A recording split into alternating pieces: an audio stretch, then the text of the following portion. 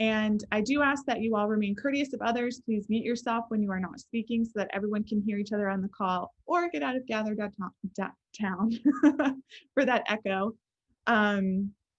And because this is a hot topic that many are continuously talking about, like I mentioned, we will be recording this session. You'll be receiving a follow-up email after this session is over with that recording, as well as a survey link to let us know how you think our CUR conversations are going.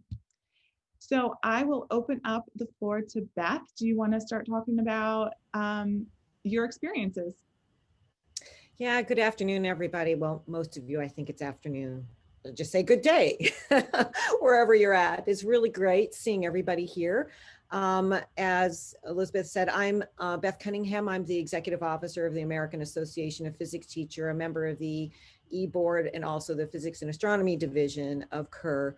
You know, CUR is just a great organization, so I really appreciate being able to share some of the knowledge about meeting spaces, virtual meeting spaces that I've learned over the past year as AAPT also tries to experiment with ways that our physics folks, physics educators can meet up. And I have to say that I learned about gather.town from one of the program managers that we have at AAPT, and she's a young professional, and she said she started meeting up with her friends via gather.town, and so she and I hopped on it one day, and I'm like, oh, this is really awesome. And then as we had to move one of our national meetings to a virtual setting, we learned that the interface that we were going to use, one of the platforms connected to this bigger platform was gather.town for informal settings. And so the one thing about gather.town, if you want to use it for, I think it's for 50 people or less, it's free. So you can just create your own account. You can share a link to a room that you set up, and you can give it a password and invite people to join the room. And I created a room. It looks like a conference room, but there's also an office space. There's at least a park that you can have people gather, and there's different places that you can, room settings or spaces that are already pre-created for you to use. When you go in there, you will you will have a little avatar, and you will have your screen associated with you, and you can turn on your screen or you can turn on your volume. And for most rooms, at least the room that I set up, you won't hear or see anybody. You'll see their little avatar, but you won't see their screen until you get close. So it's very similar to what you might have in a normal social setting. If you're across the room, you might see somebody, but you won't hear them, and you won't be able to really interact and talk with them. So it tries to give you that same experience, but with like a video game background. But there are also some rooms that you can create, like I think there's some rooms that I've used most recently that everybody can hear everybody, no matter where they are in the room. This is a fairly large room. It's, again, a conference setting, the one that I've set up if you're trying it. And there are different spaces. The one thing that we did this summer, we've used this setting now, it's associated, we used a platform called Underline, and they used gather.town. But we used it this summer. We just finished our summer meeting, or sorry, winter meeting. Boy, time flies. We just finished our winter meeting earlier this week. I have to think it's Thursday. Yeah, just a couple days ago. But we set up our poster session in this space. And we had, I think there's a poster session. I think if you go off to one out of the round rotunda and off to a space, you can assign people to various locations, and that it really does create more of a poster session. We've tried Zoom for poster sessions, and it's really hard because you have to go into a breakout room, and sometimes then it feels like you're interrupting a conversation. It just didn't give you the same sense of walking by posters that this space does. So I think that, you know, using gather.town for like a poster session is a really creative way. You've got a social area, you've got a space where people can go buy posters, they can share their poster on their screen. There's an, if you look at some of the buttons for your own personal screen, you can share your screen so you can have your poster on your screen. So when people walk by, they see your poster. There's a chat feature that you can chat with everybody in the room, with people nearby, or with a specific person. I would say if you want to have a discussion with a lot of people, gather.town isn't as good as Zoom. Zoom is better because you can put everybody on like we have right now for a discussion. And this seems much more, Zoom is a much better way that you can interact in a kind of a discussion space. So if you hop on to gather.town, I'll keep it open. Enjoy. And if you've got any questions, just let me know. Hopefully that gives you a good sense of what you can do. Okay.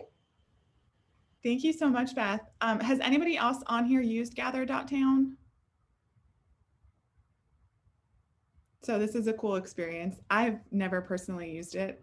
I'm also not a huge gamer, but immediately when I walked in, I was like, wow, this is so cool. So I loved it. Thank you. I want to just shift it over to a few of the CUR staff we wanted to share before I open up the full floor with some tools that we have used. Heather, do you want to take that? Sure. Hi, everyone. My name's Heather Wakefield, Senior Director here at CUR. Oh, and I Heather, wanted got an echo. Oh, There you go. You're good. Okay. I've used a tool called Canva, and I'm just gonna share my screen for a minute because I think it may be helpful to see a visual. But I've used this. I mean, we have a great internal designer. Thank you, Elizabeth. But there are times when I've wanted to kind of, maybe I don't have the design support, but have wanted to kind of raise the level on the presentations I'm designing. So Canva is kind of a graphic design aid, and you can choose from a variety of kind of like presentation formats, whether you want to do slides, video, reports, I mean, down to greeting cards, I mean, or social media posts of various sizes. They offer a lot of like templated options for you to choose from. So let me just take you in to you can kind of see here, social media, personal business, marketing, anything you want, but it's all kind of like pre-formatted. And they have a huge library of icons and images and videos. So I think I found it useful if you're kind of trying to just raise the level of your presentation and making it look really kind of sharp and professional. You know, that it's a lot of the work's kind of already done for you, and that it will save these various formats. There is also a live, you can also present from Canva Live. Like, so say you're, talking to a group of students and you want to get, here, I'm gonna get out of this for a second, get input from them via chat or input on the presentation. There is kind of a present live option. You can also export to kind of a variety of formats. So once you design whatever kind of document it is in the system, then you can export it to PowerPoint format and that kind of thing if you do need to share it, or PDF if you need to share it offline. The cost is about, I have a license personally that's like $12.95 a month, but it's kind of one of those you can cancel at any time type services. But that's kind of just a quick overview. I found it really useful, just to kind of enhance presentations. Thank you, Heather. Liz, do you want to take the lead? Sure, I'm happy to do so. I'm Liz Haynes. I'm the Event and Programs Manager for the Council on Undergraduate Research. And I'm just going to kind of very briefly talk about how we used Twitter which I'm sure most people, just about everyone, are pretty familiar with. How we use Twitter for a couple of our, I guess we called them Twitter takeover campaigns in 2020. We used Twitter for Posters on the Hill 2020, which was a in-person event that we had to unfortunately cancel due to the pandemic. And then a event that took place later in the year during CUR Thankful month of November called the UR Exchange. I'm going to share my screen just so that you can kind of see the Twitter threads that I'm talking about.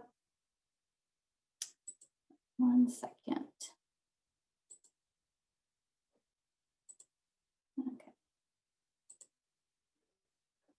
Okay, so I'm not signed in, so this isn't a great view, so apologies there. But essentially, we had to very quickly turn around Posters on the Hill from the in-person event that it usually is to something virtual so that we could still honor the students who were chosen to participate. You know, it's quite an achievement to be accepted to Posters on the Hill, so we still wanted to honor the spirit of the event. So essentially, for both Posters on the Hill and the UR Exchange, we set up event hashtags and participant guides that we sent out to everyone who was going to participate in the event. And we also created participant guides for people who are not necessarily presenting a poster, but who just want to participate in the event as an attendee. Essentially, we chose Twitter because we had to turn it around quickly. It's an easy setup on our end. As I just mentioned, we set up some hashtags, created some user guides. It was pretty easy, marketed that to our membership. As an added bonus, of course, Twitter is free. It's easily accessible. Basically, everyone at this point either knows how to use Twitter, is on Twitter, can easily get on Twitter. So that made it an obvious choice for us. So this was Posters on the Hill. The students were also provided a digital poster template. Elizabeth actually created this. So it's this sort of like 4-paneled image that they could upload, and then the interactions came in the threads. People could comment on, that's not showing, but, and the same for the UR Exchange. The UR Exchange, they could do a digital poster, but we also found a lot of our interactions with this event were people just doing posts and shout outs to their mentors or to their undergraduate research program, just giving their thanks, sort of following the theme of CUR Thankful Month. So I'll stop sharing that now, just so that you have kind of an idea. But I'm also going to share some of the statistics from those events, because I think it'll just kind of show how successful and how far of a reach Twitter really has. So with Posters on the Hill, we received 58,000 social media impressions, and impressions on Twitter are just basically how many times a tweet has been seen, whether that's somebody directly sharing it with someone else or in this, you know, you search for it wherever it appeared. That's 58,000 times. We reached over 32,000 individuals. We recorded over 700 interactions with student posters that day. 16 different news outlets and blogs picked up the hashtag POH 2020, which was really exciting. We had some shout outs from members of Congress, which was really exciting, being that this is our advocacy event. And then similarly with the UR Exchange, slightly smaller reach on that one, but over 18,000 social media impressions, countless retweets, 101 mentions for the hashtag UR Exchange. So as you can tell from some of those statistics, what's fantastic about Twitter is just how broad and how far reaching it is as a platform. Would highly recommend, if you're looking for something that is an easy solution that is accessible to nearly everybody. Obviously there are limitations to Twitter. There's no video capacity, so you can't get in there and have a face-to-face conversation with anybody. So all the interactions are occurring as either an impression or a like or a retweet or comments in a thread. So you don't necessarily get the same nuance that you would if you were having an in-person conversation with someone. But overall, we were really pleased with this, and I would recommend it if you're looking for an sort of easy solution and a quick solution for a poster or appreciation type Twitter takeover. Someone had mentioned if they could if we could share the digital poster format. So yes, Liz, if you want to take a look through and see if we can find that link for them. But we definitely have it available for anybody that is looking for that. Before we pass this off, I did want to just mention, I actually specifically am not super tech savvy on making movies or anything like that, but we had found that something CUR really wanted to do was condense a lot of the information, and we made a 5-in-5 video. And the series has really been helpful for a lot of different things, tips and tricks for some faculty members and members of CUR have been able to help us with sharing their experiences as we went to this fully virtual format. And honestly, the videos were really easily able to be designed, and then also just something different than reading, you know, a news article. And we used Animoto, so it's animoto.com. Let me just type it in there. I put it into the chat box. You guys can check it out. There is a free version. It's the version that I use. You can also pay for different tiers that just allows you for more uploading space. But this is something that basically you can upload a pre-recorded version of a video that you either record on your phone, record on your computer.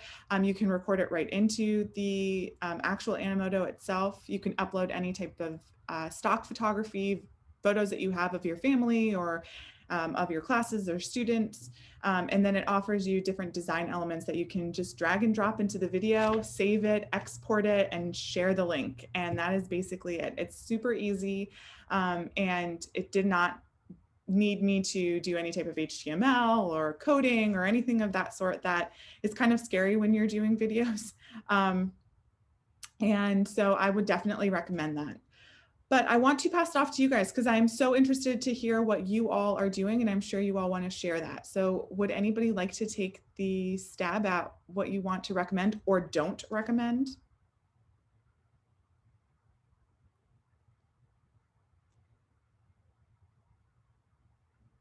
Has anybody used Edpuzzle before? Does anybody want to share their experience with that? I think it's a pretty cool tool.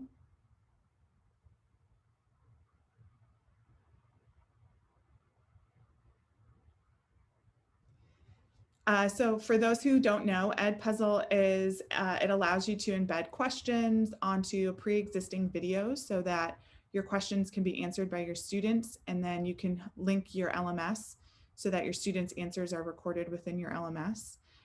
Actually, one of our members, Ashley Hagler, uses it. I was pretty impressed when she showed me.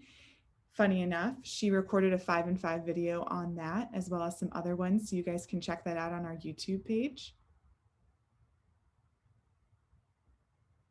Okay, let's switch up the question. What are you guys looking for? What type of ones do you want to see or that you need for like you're doing a virtual symposium, or what would help you? Is it okay if I go? Yeah. Yeah, so a little bit of background. My name is Alexei. I'm the Director of Undergraduate Research and Professor of Mathematics at Towson University. So when we need to switch to the the Spring Student Forum to the online format, I chose Blackboard simply because this was sort of the available tool. Right. So if that's okay, I can quickly share the screen with this. Right, and then we can talk a little bit more. So let's see if I can. There we go. Right. So since then, in the fall, the same. It's a Blackboard community. So there is a different, and I assume that on Canvas or whatever other LMS, there are similar things. Right, and community is set up so that anybody with Towson email can, with university email, can sign up for it. It was used by the biology department. They have their own fall forum with student research, and the mix was roughly 75% were pre-recorded presentations because those were a little bit easier to control. and 25% were the live presentations. Live presentations were via Blackboard Collaborate, simply because when this was all designed, Zoom was not exactly a household name yet. And when it was for the wrong reasons, with Zoom bombing and stuff like that. So we went with, so the student presentations, those virtual presentation rooms were on Blackboard Collaborate. And for the presentations, basically organized by the college, a group of colleges, and the presentation itself was done, was recorded using Voicethread. So this is something that is integrated if the universities sign up for it, and ours was. It allows students to just drop the PowerPoints or the like entire poster for those of them who had it into this program, and then they could annotate with voice. Voicethread also allows people to come in and post comments, like voice comments as well. So there could be a fully asynchronous conversation between the students and faculty members, or with students and other students. One thing that I was really looking for is the authentication requirement. Right, so I did not want to have, let's say, students in political science broadcasting their posters up like fully publicly available, and then having unwanted attention from outside campus on these posters, right? So something that allows to control who gets access to the posters, who gets access to information, is an important thing. So I actually wrote down a question for Gather Town, whether or not there are like any controls like for moderation, whether or not like I noticed that when I signed up, I could have given any name, right? So and once I have the password, I could broadcast this password and the address to a whole bunch of buddies, right? So does an organizer have a control over that?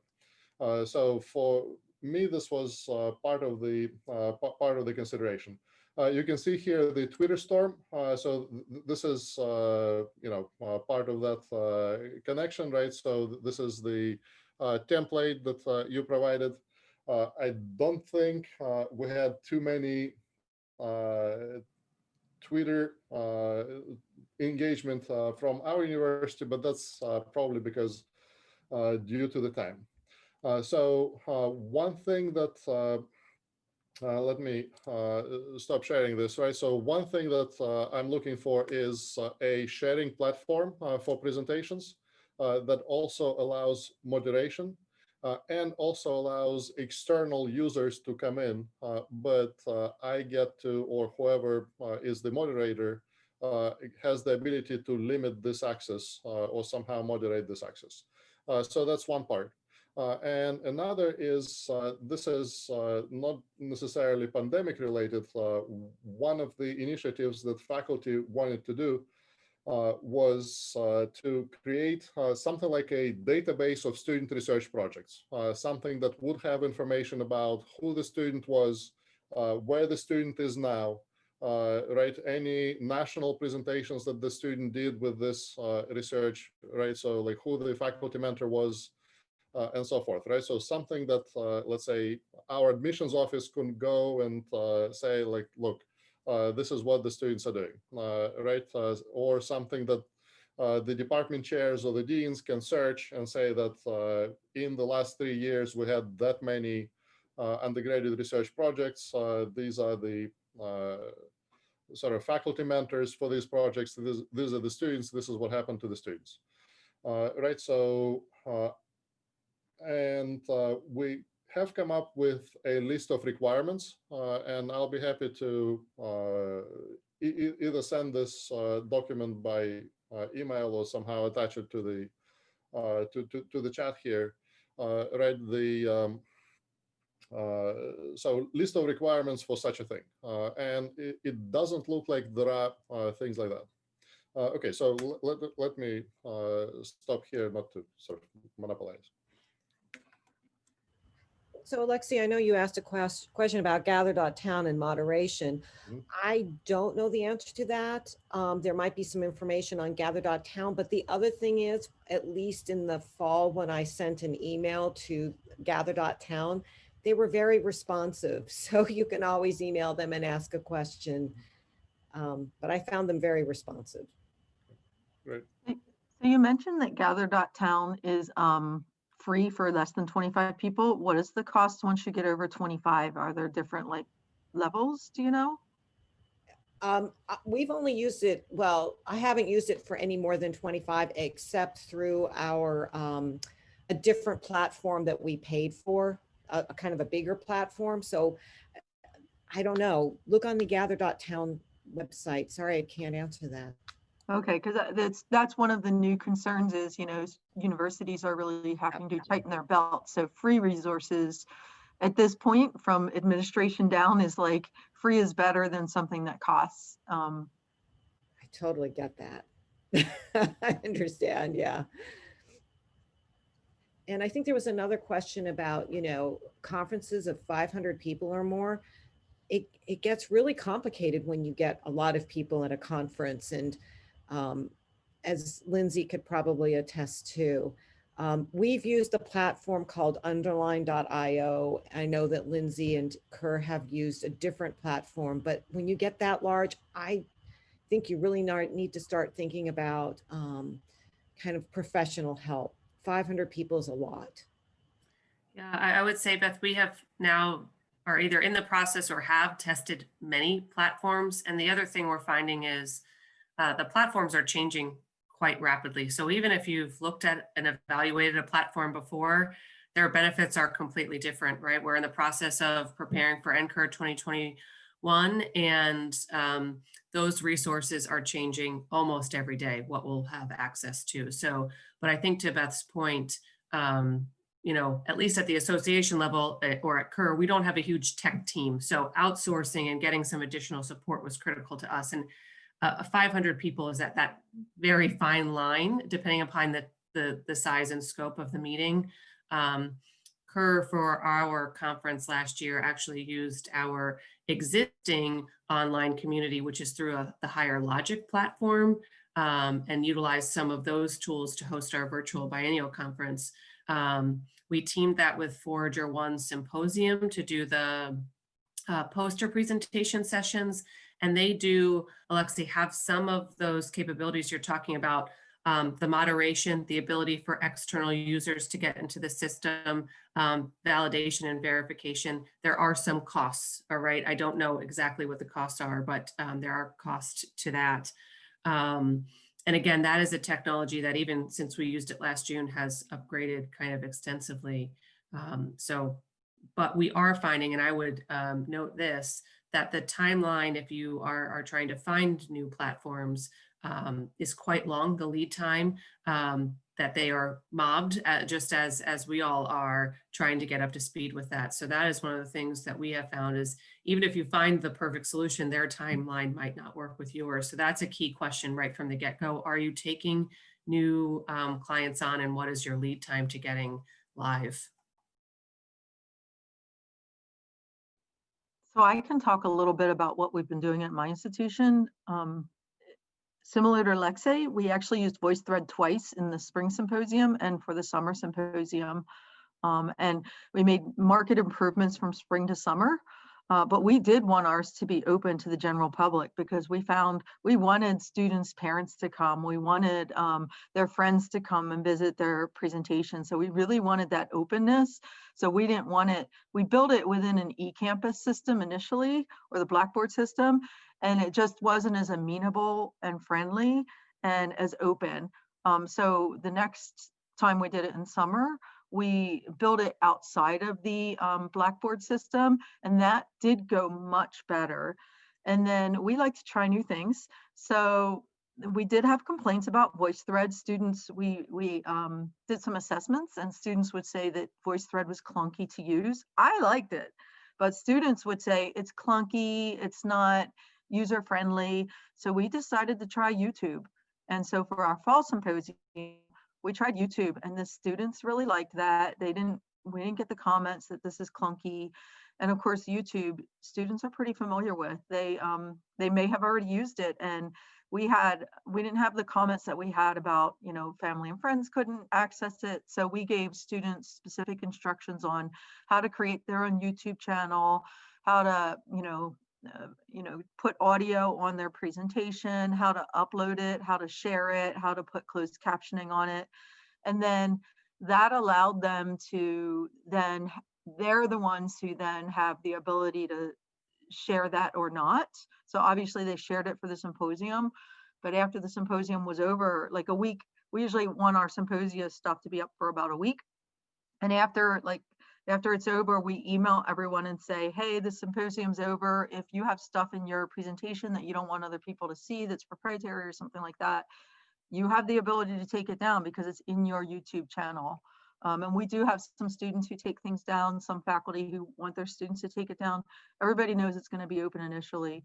They also have the ability to turn off their comments and stuff like that. But we also found that students like having that presentation up because maybe they can link to it in their resume or their CV. They can send it to someone as an example of their presentation. So we like the openness, and also we use those presentations when we're trying to recruit students to undergraduate research. We like to search through them and say, oh, look, here's 3 other students who've done research on political science. You can do research even if you're not a science major. You can do research in history or education or business, and here's some examples of what students have been doing. So those are just some of our impressions, but we do have what we call synchronous commenting, because ours is, it's pretty asynchronous. Usually our symposium opens at 11 a.m. and then we might have a panel at 1 p.m. that gives it more of that symposium feel where hopefully everybody goes to the panel. And then from 2 to 4:30, we have something called synchronous commenting, where we want the students to be monitoring their YouTube kind of like presentation. So as comments are coming in, they're there to respond to them. So any comments that came in before 2 p.m. they're responding to. Any comments that come in from 2 to 4:30 p.m. they're responding to. And we also really like to have judges. So we invite graduate students to be judges and usually have at least 2 judges per presentation. I'm so concerned about having students presenting and no one listens to their presentation or visits it. The judges ensures that every presentation is viewed at least twice and has questions or comments on it, because that's what we tell the judges to do. So I'm always very concerned about attendance at in-person events, but even more so for the virtual event. So that's why the being open and also having the judges is really important. But we're going to go with YouTube in spring. We really like the YouTube. Can I ask a follow-up question, Michelle? I know YouTube and I've watched things on YouTube, but in terms of the students having channels, does that mean that those are somewhat private and only accessible to people who have a direct link, or are those public during the 1 week period that you have the presentations open? Yes, we have language that tells them to make their presentation public. And other people in my office do that. I'm not as techo as everyone else, but we tell them to make it public while the presentation is open. And then, like I said, we follow up and email them and say, hey, if you don't want your presentation up anymore, here's how you change the settings. So. All right, thank you.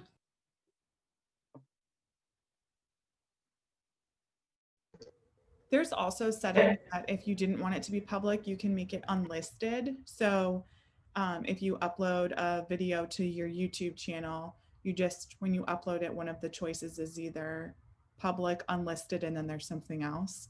And if you make it unlisted, it gives you a specific link. So anybody with that link can then view it, but nobody else. If you searched it via YouTube, it won't come up.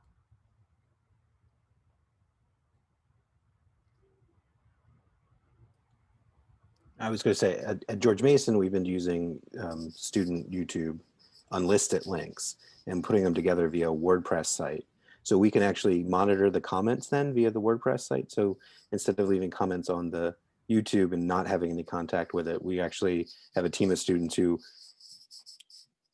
about 12, 13 hours of the day then when these are running, kind of keep an eye on the comments listed to make sure all the comments are, you know, what we want and civil and throughout the conversation. We were trying to get it so that it could be our login only, our single sign-on from the university only, but we've been struggling with that. So currently it's open. So we really make sure that is set that way. So the links, we actually just embed it right on the WordPress page. So people just click that. It's an unlisted link. So they never go back to the student YouTube channel at all. So that's really nice for that and keeps it a little more secure on the student side. So. Kimberly, I see you have your hand raised. Yeah, I'm sorry. You know, that's the teacher in me. So on the first thing for the LAR, I just finished doing a conference that had about 1,400 attendees. Relatively, I mean, obviously we cut our registration down, so it was still kind of bare bones insofar as the money that was available. But we used a platform, and I put it in the chat box. I can share, let me get on that one. I can share my screen with the conference that we did. It's really high end. They're very helpful, and the tech support is awesome. Anyway, this is the link. This is the page that you got when you went there. It was nice because it had, you know, I mean, it's super ultra professional, and it's got links to everything.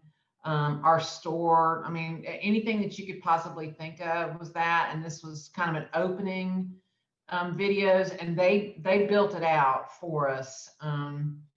And so then it's got links across the top, really easy, you know, like it's, and of course you can download the app and do all of those particular kinds of things. This year, you know, we usually do a call for proposals and all that, but because of the nature of trying to sit in front of your dang computer for a day and a half, we just did invited speakers. And so we were really able to, you know, to pull in what we wanted. And so when you look, you know, it's got a nice little agenda. I mean, it was beautiful. I mean, I was very, very happy with it.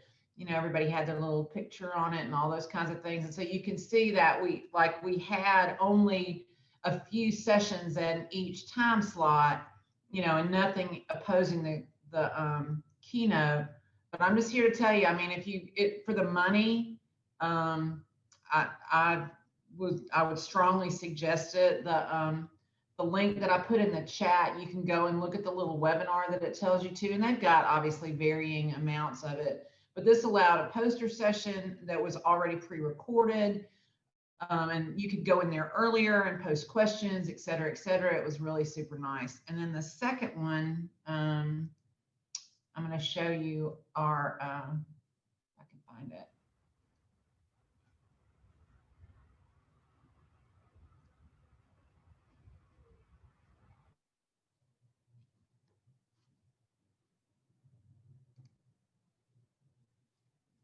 Sorry, struggling. This was the one that we just finished.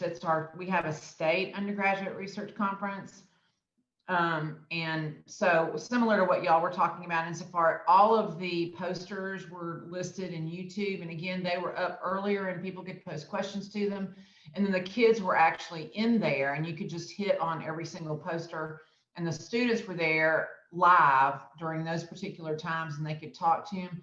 We use this USBB collab, these separate rooms. I wasn't thrilled about it because you really had to go into each of these links, and you were free to come and go within the links, but it was super cheap. And so we had at this conference, this is the Georgia Undergraduate Research Collab thing. And at this conference, we had about, I'm gonna say right at 400 attendees. It was free. And so, yeah, so, you know, we had a lot of people show up, I think, that would not normally have done that.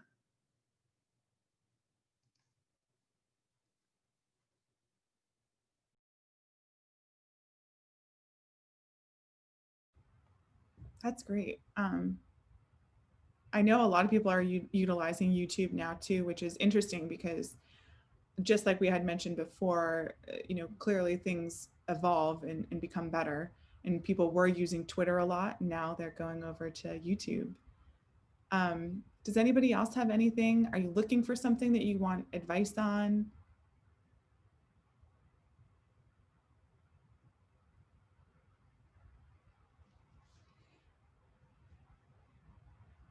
I had mentioned before that there's a few, they're not virtual platforms per se for events, but there is a 5 and 5 video that I can reshare with you all.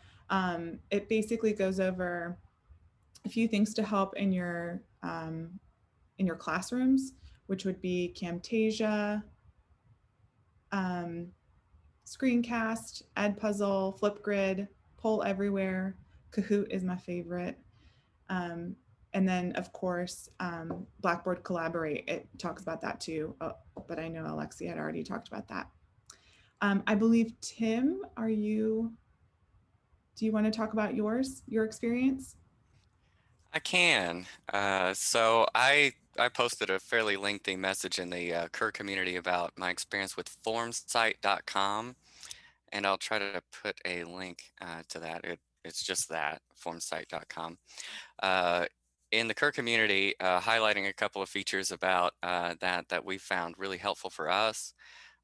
Thinking that many of you might be transitioning some of your program management to more digital platforms and utilizing some of those tools a little bit more regularly as we move to, remote operations. We've had a lot of success. I haven't left my house in about 10 months. And still we have programs running and we are paying students and just slowly losing my mind. But the systems are working. And I'm not going to go into like a marketing spiel for Formsite.com, but I do want to point out a couple of things. If you are sort of in that space of trying to find a new platform, you're not happy with the platform you're working with, I imagine most of us have some sort of online form thing, whether we're using, SurveyMonkey or Google Forms or something like that. Formsite is a paid service, and you do get some extra pieces with that. The two things that I mentioned that I really would highlight here are data security. If you haven't been subjected to a data security process at your institution, it's quite grueling. We had all of our software go through intense review, and we had to make sure that all of our systems were compliant with all of their different data security standards. And so Formsite passed very easily. Many of the other systems our colleagues were using on campus did not. So that was nice. The other piece I would highlight that may not be on your radar yet is accessibility on both ends of the system. So this is a surprisingly hard bar to clear with most systems, particularly with really common systems like Google. Google Forms is surprisingly inaccessible, and many other really, really common forms are completely unreadable by someone using a screen reader. And so Formsite.com does allow you to get into all of the tiny details of the code on the page to allow you to make sure you have accessible content. It's easily navigable with a screen reader, and also is functional in all of those ways from the back end. So your staff, if you have graduate students or just staff working in the back end of these things, that's a side of this the software that Formsite is accessible, whereas common systems, something like Qualtrics is not. Whereas you can make many accessible Qualtrics forms accessible from the user side, it's not accessible from the management side. So I just sort of on those two bullet points, I don't know if anybody's used that or has another system they want to throw out. I've been using Formsite for about 4 years now, so I can answer questions. I've trained our staff to use it. We use it for practically everything that we do.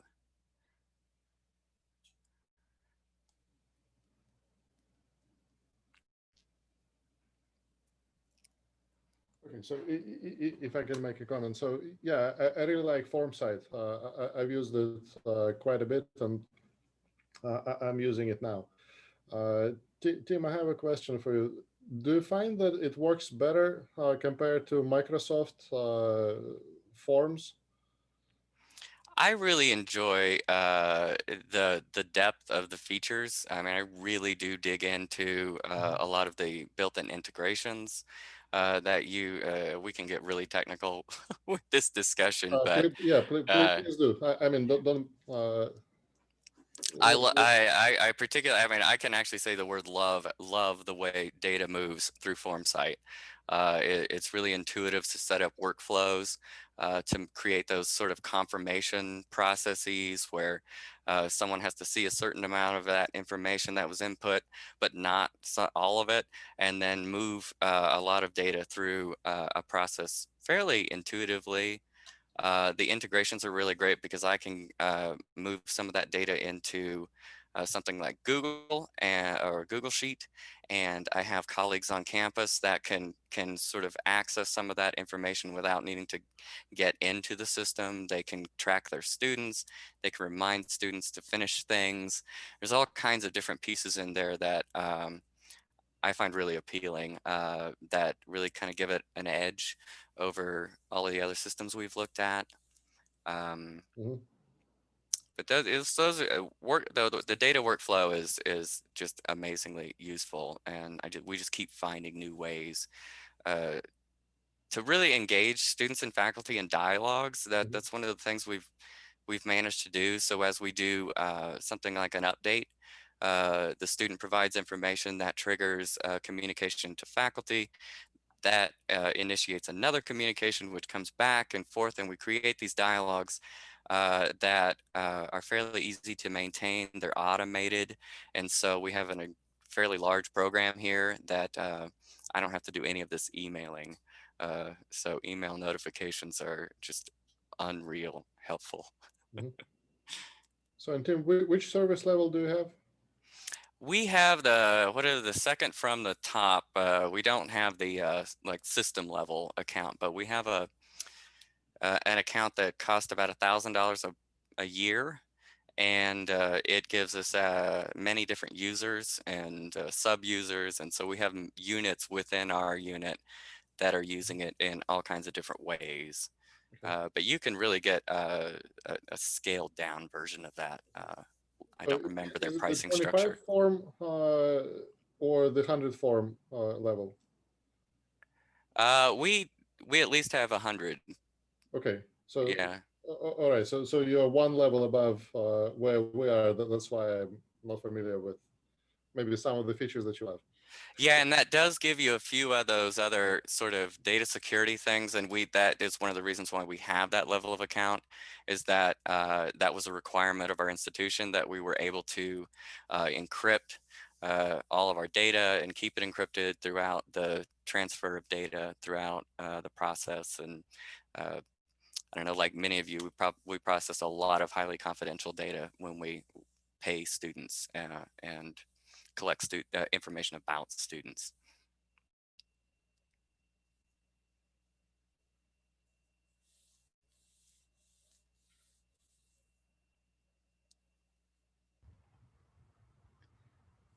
Well, this has been a great conversation, and I love everybody who has shared things, whether it be via the chat or in here. And I know that there are many more virtual platforms that everybody can share with. So I encourage you all to continue this conversation via our community.